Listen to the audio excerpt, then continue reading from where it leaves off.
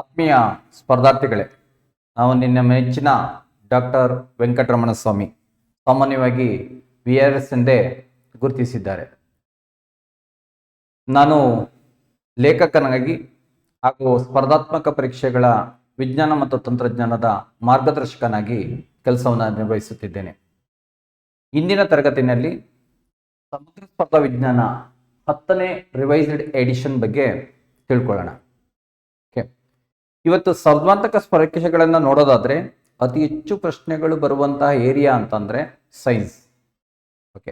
ಅದರಲ್ಲಿ ಬರುವಂತಹ ಎಲ್ಲ ಸೈನ್ಸ್ನ ಪ್ರಶ್ನೆಗಳನ್ನ ಕ್ರ್ಯಾಕ್ ಮಾಡಬೇಕು ಅಂತಂದ್ರೆ ವಿಜ್ಞಾನದ ಎಲ್ಲ ಆಯಾಮಗಳನ್ನು ನೀವು ಅಧ್ಯಯನ ಮಾಡಬೇಕಾಗತ್ತೆ.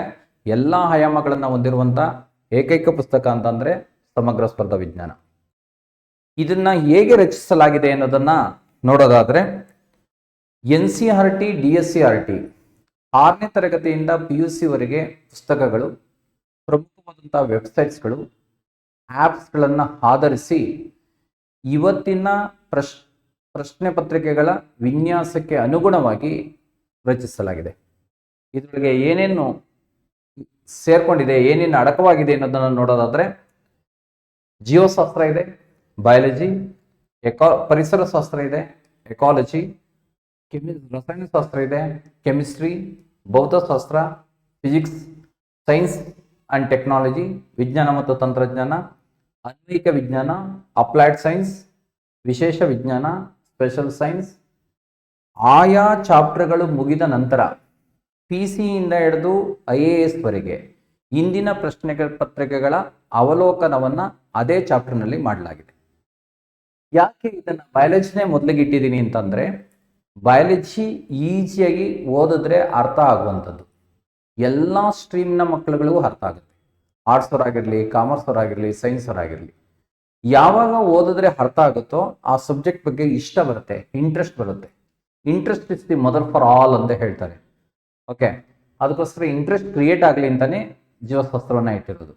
ಅಂದ್ರೆ ನೋನ್ ಟು ಅನ್ನೋನ್, ಗೊತ್ತಿರೋದ್ರಿಂದ ಗೊತ್ತಿಲ್ಲದೆ ಇರೋದ್ರ ಕಡೆಗೆ, ಲೈಟ್ ಟು ಡಾರ್ಕ್, ಬೆಳಕಿನಿಂದ ಕತ್ತಲೆ ಕಡೆಗೆ, ಸಿಂಪಲ್ ಟು ಕಾಂಪ್ಲೆಕ್ಸ್, ಸರಳತೆಯಿಂದ ಸಂಕೀರ್ಣತೆ ಕಡೆಗೆ ಅನ್ನುವಂಥ ತತ್ವವನ್ನು ಆಧರಿಸಿ ಇಡಲಾಗಿದೆ. ಆಮೇಲೆ ಒಂದು ಸಬ್ಜೆಕ್ಟ್ ಅನ್ನು ತೆಗೆದುಕೊಂಡ್ರೆ, ಬಯಾಲಜಿಯನ್ನು ತೆಗೆದುಕೊಂಡ್ರೆ ಮೊದಲನೇ ಚಾಪ್ಟರ್ ಜೀವಕೋಶದ ಬಗ್ಗೆ ಇದೆ, ಸೆಲ್. ಎರಡನೇ ಚಾಪ್ಟರ್ ಸೆಲ್ ಡಿವಿಷನ್ ಬಗ್ಗೆ ಇದೆ, ಕೋಶ ವಿಭಜನೆ ಬಗ್ಗೆ. ಅಂದ್ರೆ ಜೀವಕೋಶದ ಬಗ್ಗೆ ಓದಿರ್ತೀರಾ, ನೆಕ್ಸ್ಟ್ ಕೋಶ ವಿಭಜನೆಯನ್ನು ಓದೋದ್ರಿಂದ ಸಹ ಸಂಬಂಧ ಬರುತ್ತೆ, ಕೋರಿಲೇಷನ್ ಬರುತ್ತೆ, ಇಂಟರ್ ರಿಲೇಶನ್ಶಿಪ್ ಅರ್ಥ ಆಗುತ್ತೆ. ಅದಕ್ಕೂ ಇರುವಂತಹ ಸಂಬಂಧ ಈಸಿಯಾಗಿ ಅರ್ಥ ಆಗ್ತಾ ಹೋಗುತ್ತೆ. ಇದೇ ರೀತಿಯಲ್ಲಿ ಪುಸ್ತಕವನ್ನ ರಚಿಸಲಾಗಿದೆ. ಇನ್ನು ಈ ಪುಸ್ತಕವನ್ನು ನೋಡೋದಾದ್ರೆ ಒಂದು ಚಾಪ್ಟರ್ನ ತೆಗೆದುಕೊಂಡ್ರೆ ಆ ಚಾಪ್ಟರ್ದು ಕಾನ್ಸೆಪ್ಟ್ ಬೇಸ್ಡ್ ಡೆವಲಪ್ಮೆಂಟ್ ಇರುತ್ತೆ. ಅಂದ್ರೆ ಒಂದು ಪಾಯಿಂಟ್ ಆದ್ಮೇಲೆ ಇನ್ನೊಂದು ಪಾಯಿಂಟ್ ಮೇಲೆ ಕಾನ್ಸೆಪ್ಟ್ ಮೇಲೆ ಡೆವಲಪ್ ಮಾಡ್ಕೊಂಡು ಹೋಗಿರ್ತೀವಿ. ಎಲ್ಲಿ ಅವಶ್ಯಕತೆ ಇದೆಯೋ ಅಲ್ಲಿಗೆ ಚಿತ್ರಗಳನ್ನ ಹಾಕಲಾಗಿದೆ. ಎಲ್ಲಿ ಅವಶ್ಯಕತೆ ಇದೆ ಅಲ್ಲಿ ಮಾತ್ರ. ಹೆಚ್ಚಿಗೆ ಚಿತ್ರಗಳಿಗೆ ವೇಟೇಜ್ ಅನ್ನ ಕೊಡಲಿಲ್ಲ. ಕಾರಣ ನೀವೆಲ್ಲ ಮೆಚೂರ್ಡ್ ಇದ್ದು ಒಂದು ದೊಡ್ಡ ಎಕ್ಸಾಮ್ ಅನ್ನ ಬರೆಯಕ್ಕೆ ಹೋಗ್ತೀರಾ. ಚಿತ್ರದ ಅವಶ್ಯಕತೆಗಳು ತುಂಬಾ ಕಡಿಮೆ. ಎಲ್ಲಿ ಕಾನ್ಸೆಪ್ಟ್ಗೆ ಈಸಿ ಮಾಡಿಕೊಡುತ್ತೆ ಅಂತ ಜಾಗದಲ್ಲಿ ಮಾತ್ರ ಚಿತ್ರಗಳನ್ನ ಅಳವಡಿಸಿದ್ದೀನಿ. ಕಾರಣ ಜಾಗವನ್ನು ವೇಸ್ಟ್ ಮಾಡಬಾರ್ದು ಅನ್ನುವಂಥ ಉದ್ದೇಶದಿಂದ.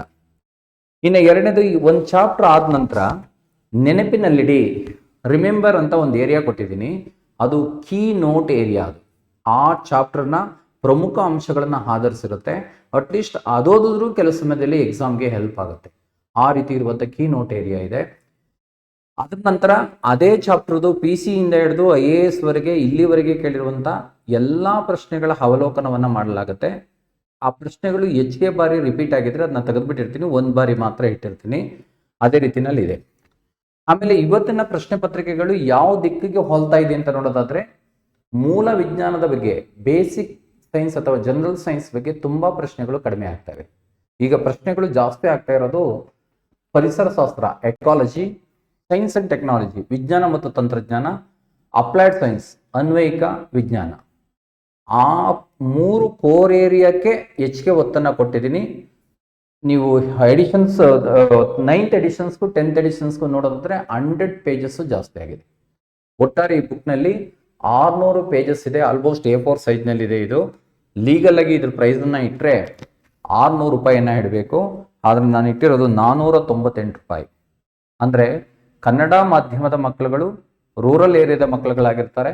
ಅವರು ಸೋಷಿಯೋ ಎಕನಾಮಿಕಲ್ ಕಂಡೀಷನ್ಸ್ ಸ್ವಲ್ಪ ಕಡಿಮೆ ಇರುತ್ತೆ. ಅದಕ್ಕೆ ನಾವೆಷ್ಟು ಸಹಾಯ ಮಾಡ್ಬೋದು ಅನ್ನೋ ದೃಷ್ಟಿಯಿಂದ ನಾನು 498 ರೂಪಾಯಿನ ಇಟ್ಟಿದ್ದೀನಿ. ನೀವು ಯಾವುದೇ ಬುಕ್ ಸ್ಟಾಲ್ಗೆ ಹೋದ್ರು 20 to 30% ಡಿಸ್ಕೌಂಟ್ ಕೊಡ್ತಾರೆ. 300 ಪ್ಲಸ್ 350 ರೂಪಾಯಿನಲ್ಲಿ ನಿಮಗೆ ಈ ಬ್ಯೂಟಿಫುಲ್ ಪುಸ್ತಕ ನಿಮಗೆ ಸಿಗುತ್ತೆ. ಅದ್ರ ಜೊತೆಯಲ್ಲಿ ಪೇಜ್ನ ಕೊನೆಯಲ್ಲಿ ನಾನು 2021ರಿಂದ 2025 ಆದಂಥ ಪ್ರಮುಖ ಪರೀಕ್ಷೆಗಳ ಎಲ್ಲ ಆಯಾಮಗಳ ಎಲ್ಲ ಪರೀಕ್ಷೆಗಳ ಪ್ರಶ್ನೆ ಆ ಪರೀಕ್ಷೆಗಳಲ್ಲಿ ಎಷ್ಟು ಪ್ರಶ್ನೆಗಳು ವಿಜ್ಞಾನದಿಂದ ಬಂದಿತ್ತು, ಅದರೊಳಗೆ ಎಷ್ಟು ಪ್ರಶ್ನೆಗಳು ನಮ್ಮ ವಿಜ್ಞಾನ ಪುಸ್ತಕದಿಂದ ಬಂದಿದೆ, ಎಷ್ಟು % ನಿಮಗೆ ಉಪಯುಕ್ತತೆ ಆಗಿದೆ ಅನ್ನೋದನ್ನು ತೋರಿಸಿದ್ದೀನಿ. ಇದು ಸಿ ಗ್ರೂಪ್ ಎಕ್ಸಾಮನ್ನು ತೆಗೆದುಕೊಂಡ್ರೆ ಎಲ್ಲವೂ 95% ಮೇಲ್ಗಡೆ ಇದೆ. ಎ ಬಿ ಗ್ರೂಪ್ನ ಎಕ್ಸಾಮ್ಗಳನ್ನು ತೆಗೆದುಕೊಂಡ್ರೆ 90% ಮೇಲೆ ನಿಮಗೆ ಉಪಯುಕ್ತತೆ ಇದೆ.